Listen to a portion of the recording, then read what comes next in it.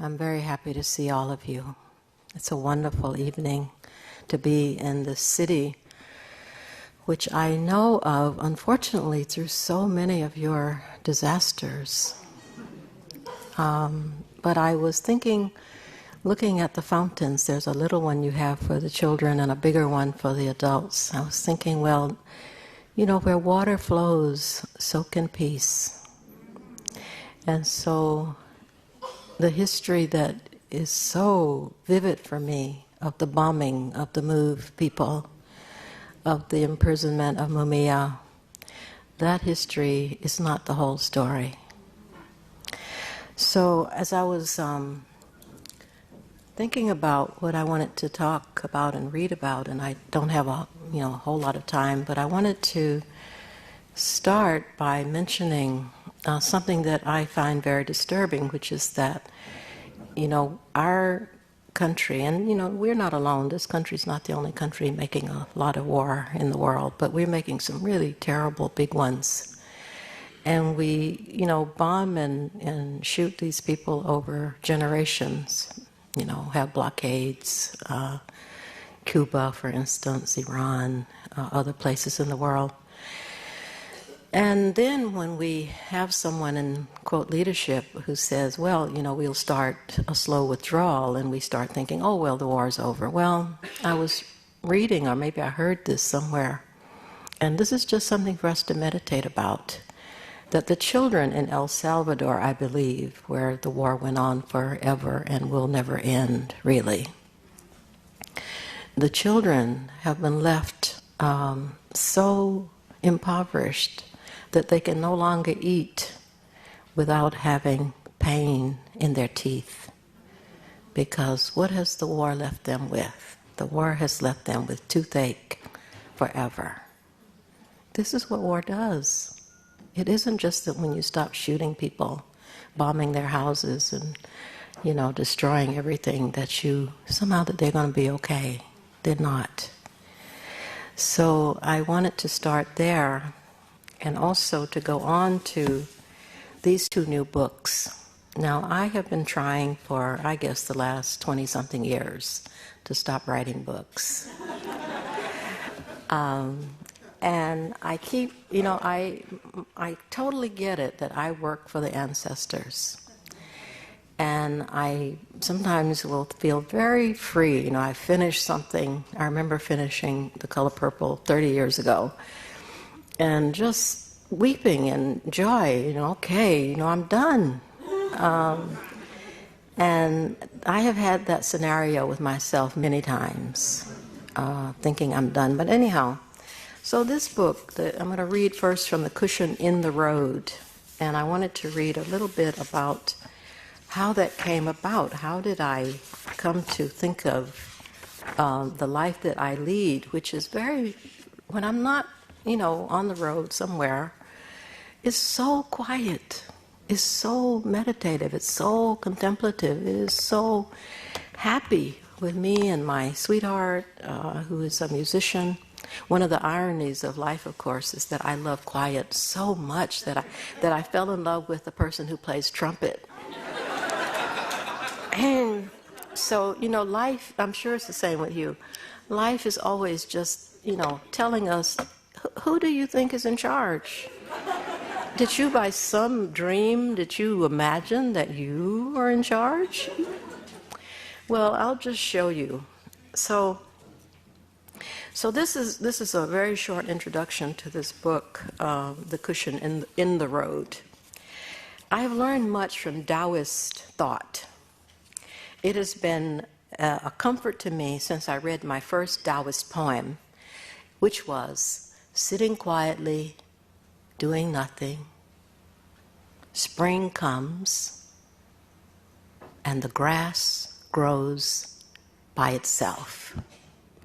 To me, this is a perfect poem. But there is also, from that tradition, this thought: a wanderer's home is in the road. A wanderer's home is in the road. This has proved very true in my own life, much to my surprise, because I am such a homebody. I love being home with my plants animals, sunrises and sunsets, the moon. It is all glorious to me. And so when I turned 60, I was prepared to bring all of myself to sit on my cushion in a meditation room I had prepared long ago and never get up. It so happened that I was in South Korea that year, of course, and South Koreans agreed with me. In fact, in that culture, it is understood that when we turn 60, we become eggy. It sounds like eggy, though perhaps this is not how Koreans spell it. And this means we are free to become, once again, like a child. We are to rid ourselves of our cares, especially those we have collected in the world, and to turn inward to a life of ease, of leisure, of joy. I loved hearing this. What an affirmation of a feeling I was already beginning to have. Enough of the world. Where's the grandchild? Where's the cushion? And so I began to prepare myself to withdraw from the worldly fray. There I sat, finally, on a cushion in Mexico, with a splendid view of a homemade stone fountain, with its softly falling water, a perfect soothing backdrop to what I thought would be the next and perhaps final 20 years of my life. Unlike my great-great-great-great-grandmother who lived to be 125, I figure 80 is doing really well. And then a miracle seemed to be happening. America was about to elect or not elect a person of color as its president. What? My cushion shifted minutely. Then, too, an unsuspecting guest left the radio on, and I learned that bombs were falling on the people of Gaza. A mother, unconscious herself, had lost 5 of her daughters. Didn't I have a daughter? Would I have wanted to lose her in this way? Wasn't I a mother, even if reportedly imperfect in that role? Well, my cushion began to wobble. I had friends who became eggy and managed to stay eggy. I envied them. For me, the years following my 60th birthday seemed to be about teaching me something else, that yes, I could become like a child again and enjoy all the pleasures of wonder a child experiences. But I would have to attempt to maintain this joy in the vicissitudes of the actual world, as opposed to the meditative universe I had created with its calming, ever-flowing fountain. My travels would take me to the celebrations in Washington, D.C., where our new president, Barack Obama, would be inaugurated. They would carry me the morning after those festivities to far-away Burma, Myanmar, which would lead to much writing about Aung San Suu Kyi. They would take me to Thailand for a lovely trip up a long river where I could wave happily at the people who smiled back when smiled upon. They would take me to Gaza, yes, and much writing about the Palestine-Israel impasse. To the West Bank, to India, to all kinds of amazing places. Like, for instance, Petra in Jordan. Who knew? I would find myself raising a nation of chickens in between travels and visits to holy people in Kerala, Oakland, Woodacre, and Dharamsala. My cushion, the fountain, the peace, because of my attention to some of the deep suffering in the world, sometimes seemed far away. I felt torn, a condition I do not like and do not recommend. And then, in a dream, it came to me. There was a long asphalt highway, like the one that passed by my grandparents' place when I lived with them as an 8- and 9-year-old. My grandfather and I would sit on the porch in the still Georgia heat and count the cars as they whizzed by. He'd choose red cars. I would choose blue or black. It was a sitting on cushions of sorts, I suppose, for the two of us, because hours could go by, and we were perfectly content. Perhaps that is why, in the dream, the solution to my quandary was available. There, in the middle of the long, perfectly straight highway, with its slightly faded yellow center line that I had known and loved as a child, sat my rose-colored meditation cushion, directly on the yellow line, right in the middle of the road. So what do I believe? That I was born to wander, and I was born to sit. To love home with a sometimes almost unbearable affection, but to be lured out into the world to see how it is doing as my beloved larger home and paradise.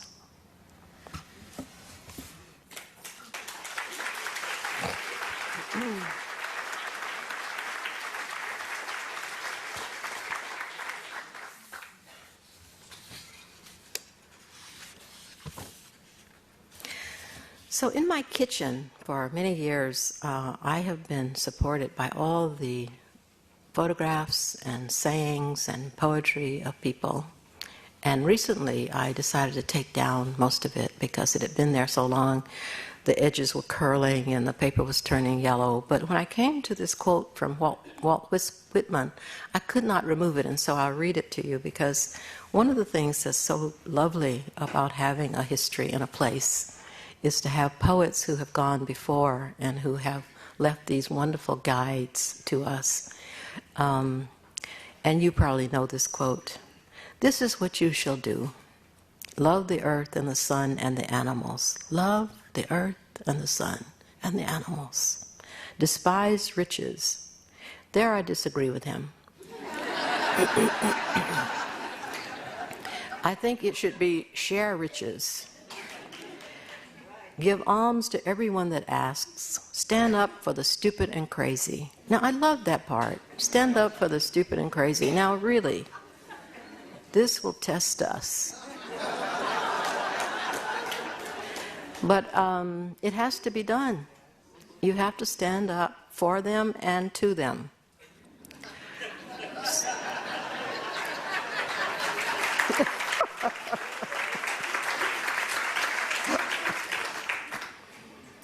Devote your income and labor to others and to yourself. You're deserving.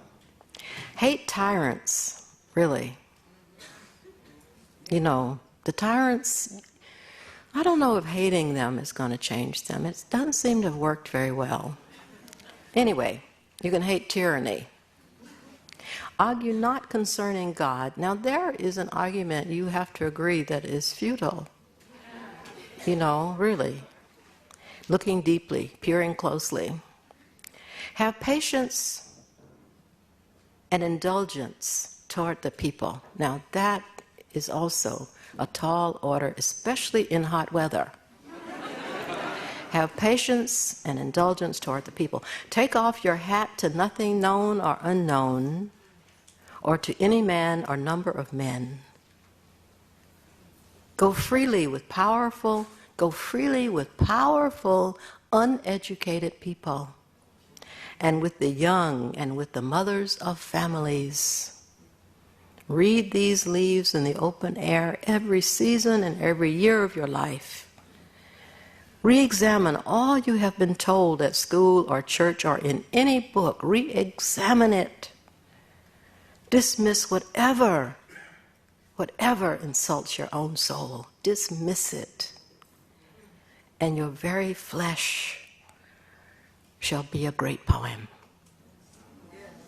Hallelujah.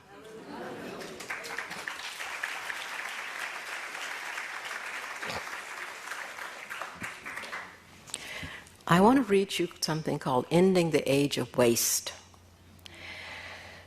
Now, in this time, we always wonder about what is the most crucial thing to do. In one of these essays, I say that to me, the most crucial thing that we can do is regain our health. And then the second most crucial thing to do is to help other people regain theirs. Because if we are a healthy people, we are less easily led in destructive ways, and we're so much less gullible, and we're so much more clear-headed and awake. In fact, we were visiting just last night a friend who has a little dog named Duke. And every time we visited these friends before, old Duke was just sleeping on his cushion. Just sleeping, not meditating, sleeping.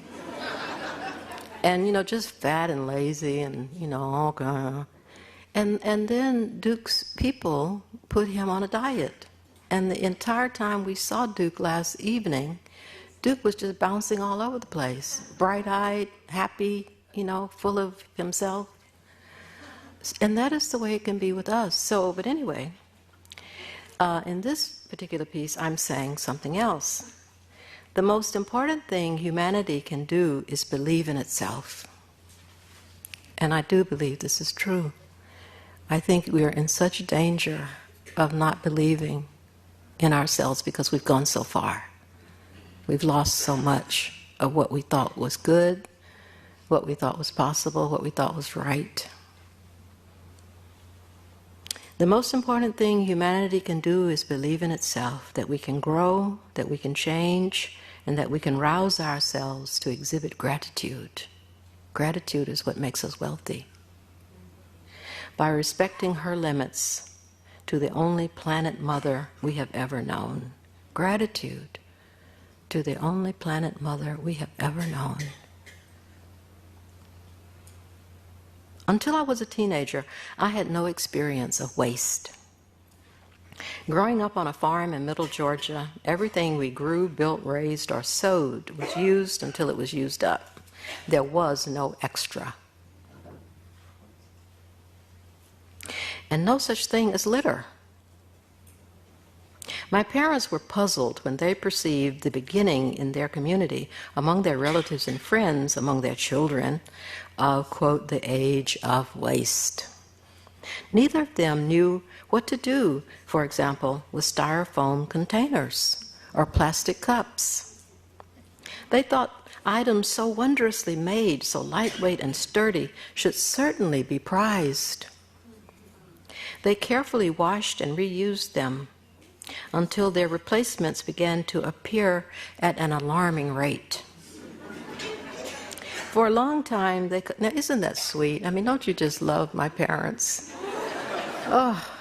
Just such a dear understanding, of what would become the problem. But anyway,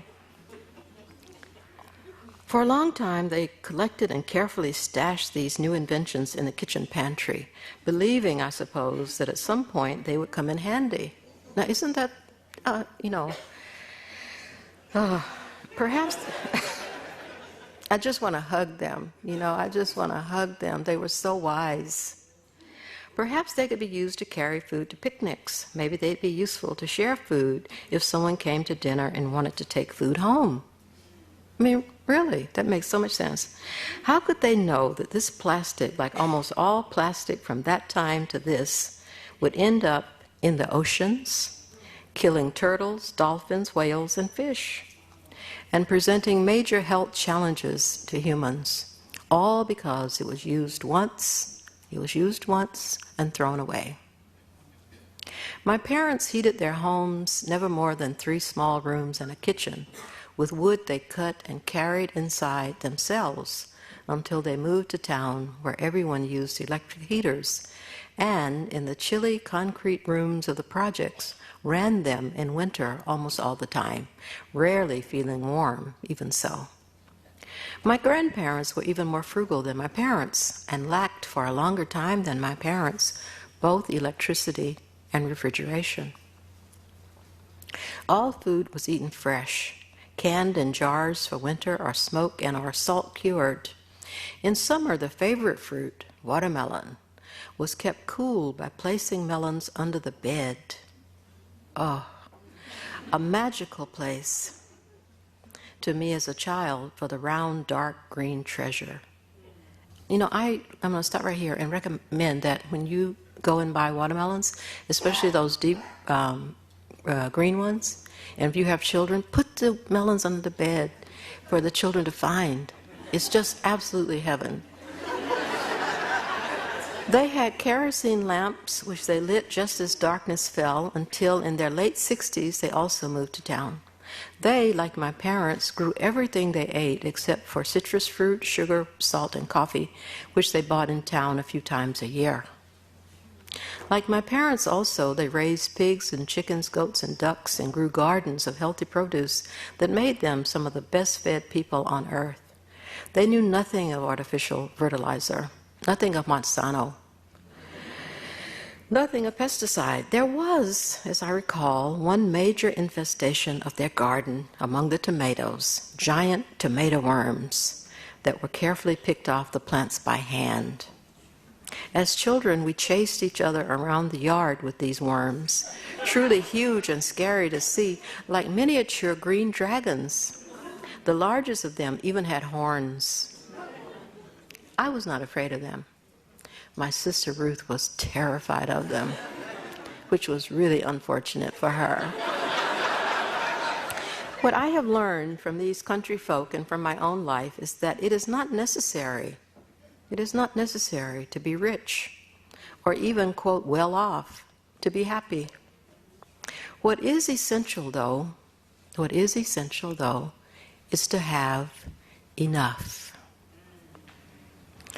Much energy might go into educating human beings about just what enough is. As a culture, we in America have rarely seemed to know.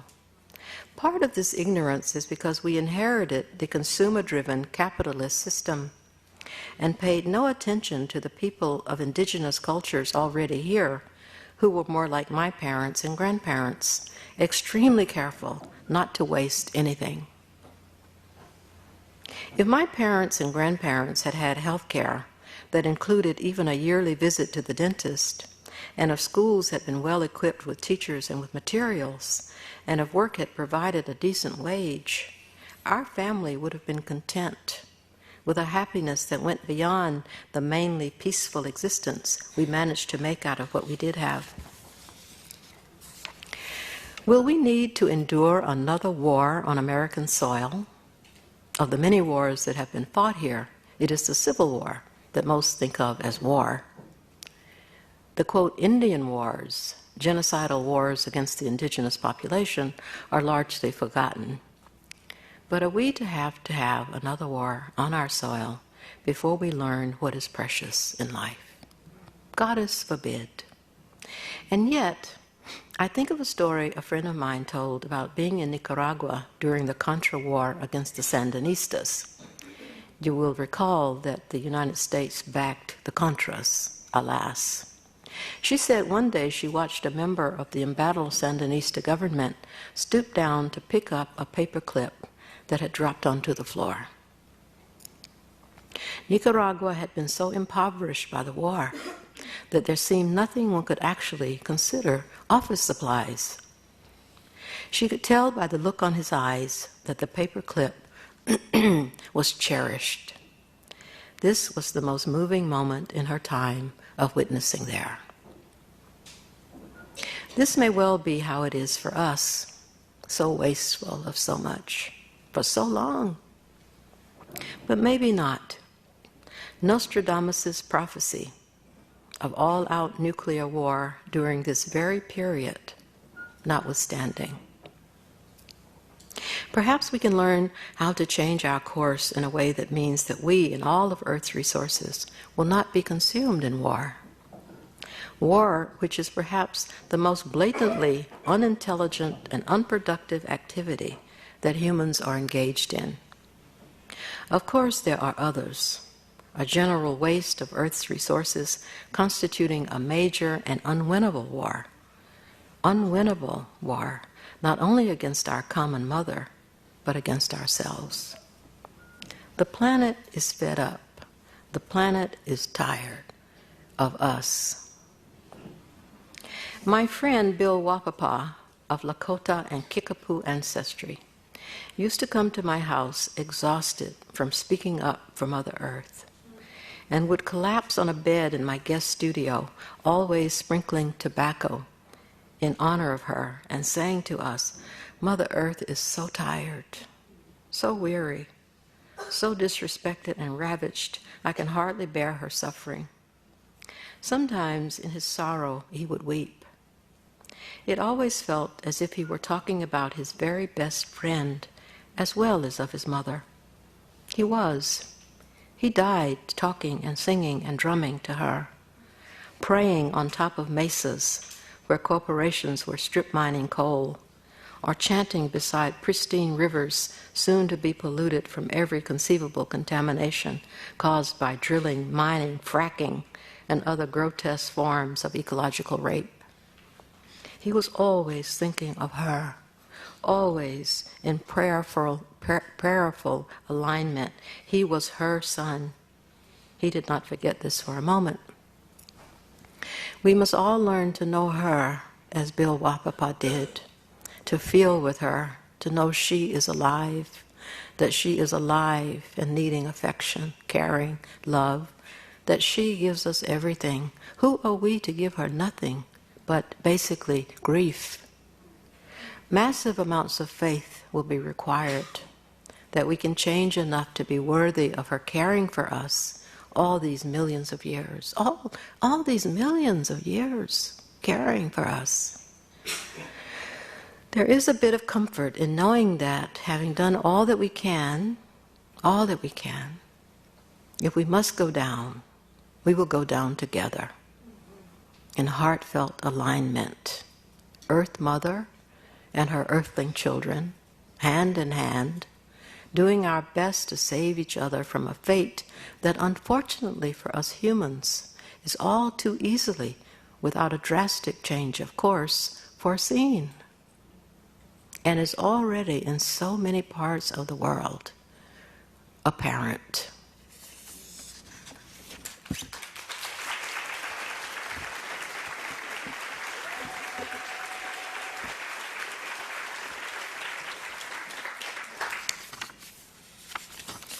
I understand I don't have all the time in the world, but I wanted to read you a poem, if I can find it. It just came to me, called "What Do I Get for Getting Old?"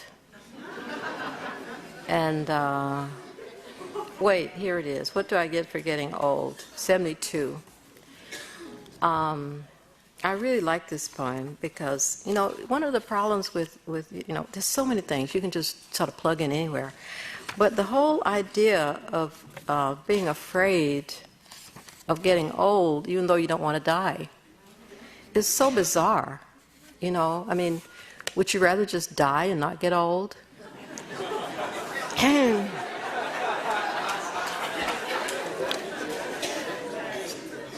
What do I get for getting old? A picture story for the curious. Uh-oh.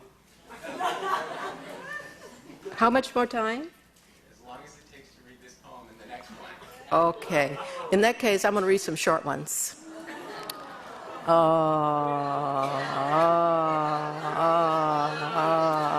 Okay, wait. Okay. I just, okay, thank you. What do I get for getting old? A picture story for the curious. You supply the pictures. I get to meditate in a chair. Now, how many meditators are out there? Because you have to, in the ideal scenario, you sit on a cushion, you cross your legs, and you do the whole thing, and you have to be really correct, right? Well, when you get old, you can meditate in a chair. I get to meditate in a chair or against the wall with my legs stretched out. That's really bad news if you go to a meditation center. Oh. Or even in bed. They really don't think that's good, but when you get old, you can do that. I get to see maybe half of what I'm looking at. This changes everything. I get to dance like the tipsy old men I adored when I was an infant. They never dropped me. I get to spend time with myself whenever I want. I get to ride a bicycle with tall handlebars. My posture improves. I get to give up learning to sail. I get to know I will never speak German. I get to snuggle all morning with my snuggler of choice, counting the hours by how many times we get up to pee. I get to spend time with myself whenever I want. I get to eat chocolate with my salad, or even as a first course. I get to forget. I get to paint with colors I mix myself, colors I've never seen before. I get to sleep with my dog and pray never to outlive my cat. I get to play music without reading a note. I get to spend time with myself whenever I want. I get to sleep in a hammock under the same stars wherever I am. I get to spend time with myself whenever I want. I get to laugh at all the things I don't know and cannot find.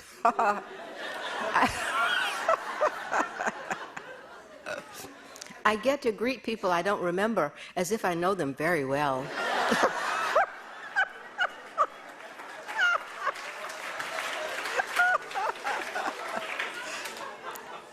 After all, how different can they be? I get to grow my entire garden in a few pots. I get to spend time with myself whenever I want. I get to see and feel the suffering of the whole world and to take a nap when I feel like it anyway. I get to spend time with myself whenever I want. I get to feel more love than I ever thought existed. Everything appears to be made of the stuff. I feel this especially for you, though I may not remember exactly which you are. How cool is this? Still, I get to spend time with myself whenever I want. And that is just a taste, as the old people used to say down in Georgia when I was a child, of what you get for getting old. Reminding us, as they witnessed our curiosity about them, that no matter the losses, there's something fabulous going on at every stage of life. Something to let go of, maybe, but for darn sure, something to get. That's sweet.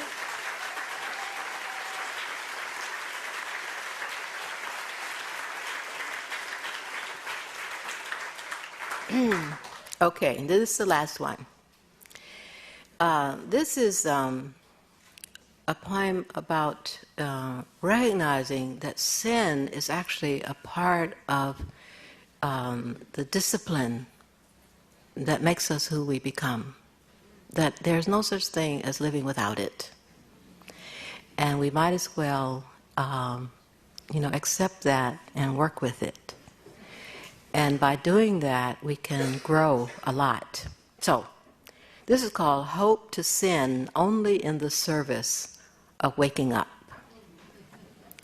Hope never to believe it is your duty or right to harm another, simply because you mistakenly believe they are not you. Hope to understand suffering as the hard assignment, even in school, you wish to avoid, but could not. Hope to be imperfect. Hope to be imperfect in all the ways that keep you growing. Hope never to see another, not even a blade of grass, that is beyond your joy. Hope not to be a snob on the very day love shows up in love's work clothes. Hope to see your own skin in the wood grains of your house. Hope to talk to trees and at last tell them everything you've always thought. Hope at the end, to enter the unknown, knowing yourself, forgetting yourself also. Hope to be consumed, to disappear into your own love. Hope to know where you are, paradise, if nobody else does. Hope that every failure is an arrow pointing toward enlightenment. And hope to sin only in the service of waking up.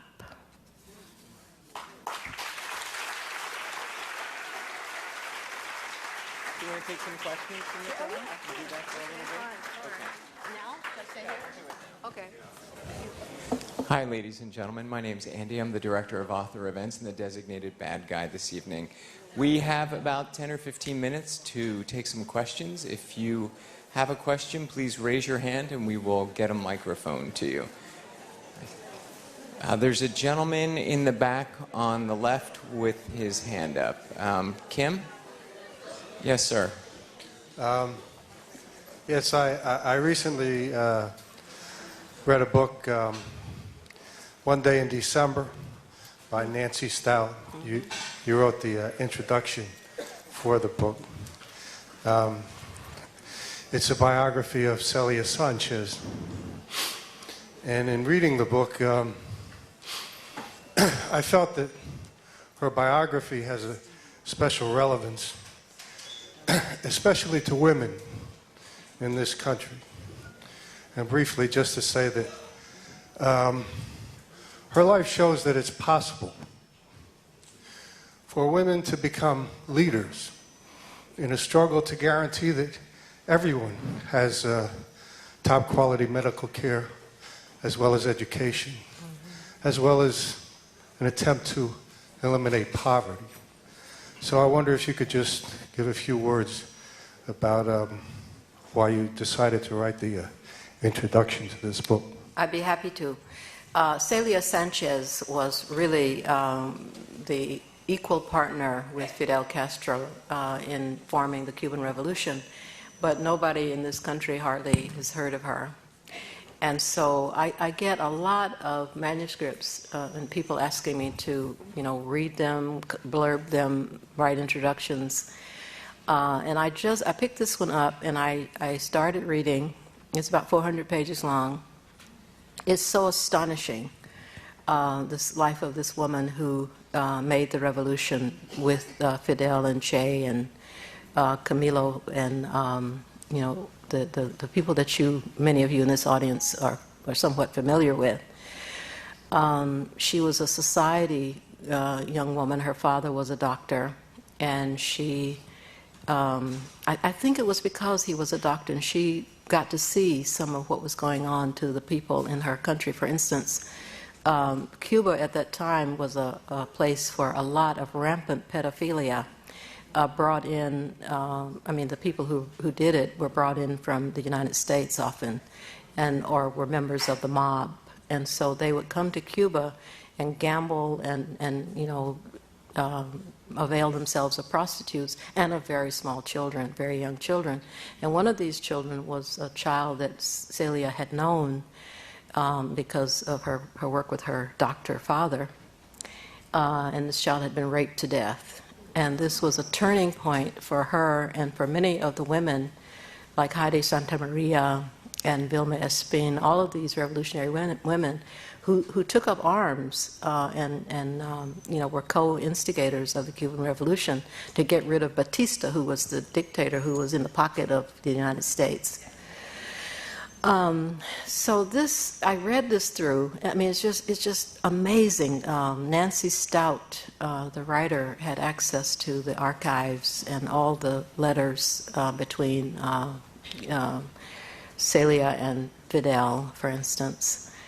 And it is such an eye-opening read, because you understand that part of what, we know so many of the reasons why we're kept in the dark about Cuba.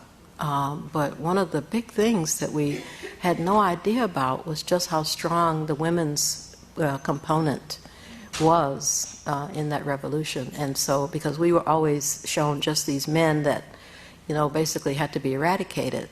And Celia herself lived to be 60 and she died of lung cancer. She was a terrible smoker. Her father before her was a smoker. He died of lung cancer.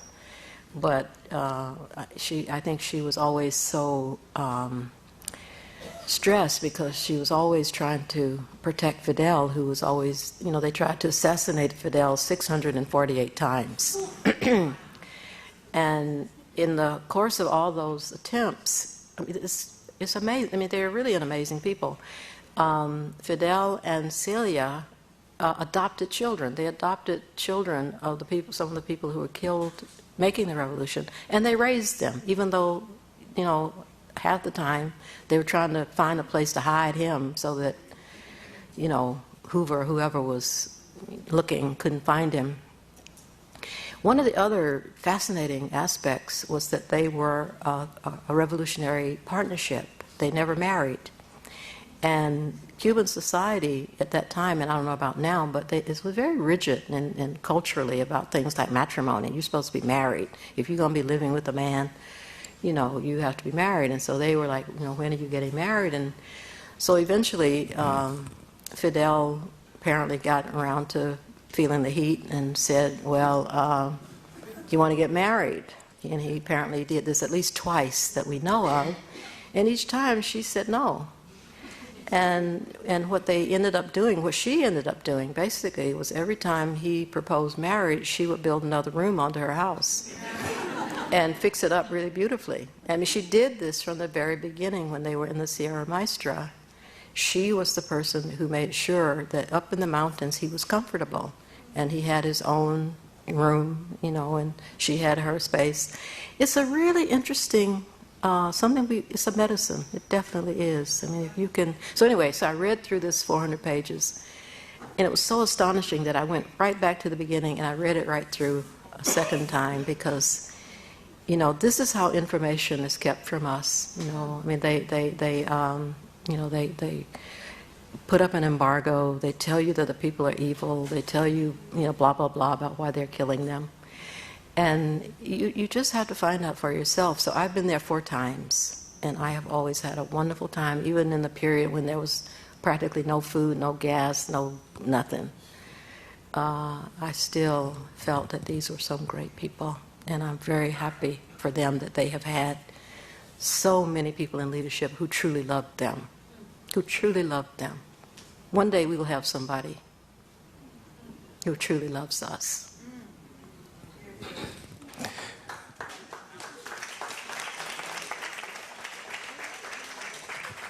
Carla, right here in the 5th row. Hello, Mother Alice. How are you? I'm Carla Wiley. Oh, I'm sorry. Hi. Like Mama Sonia, I'm kind of close to the ground. I wanted to thank you for writing Everyday Youth. Your short story I use in the recovery community when I teach parenting about valuing our everyday things and valuing ourselves and how parents can say no to their children in loving, still life-affirming and concerned ways. And I want to thank you for that. You're welcome. Gentleman right behind. Thank you very much. Thank you very, very much, Sister Alice, for your wonderful poems and inspiration. I love the Furious Dancing. I love the lessons that you teach in Furious Dancing, such as the one about letting go of resent, and that being a lesson that I really need to learn. I will admit, and so I just want to say I highly I highly recommend it. That's all. Thank you. We have time for one more question or testimony. Lady all the way in back. Is that you, Jamie? Keep your hand up.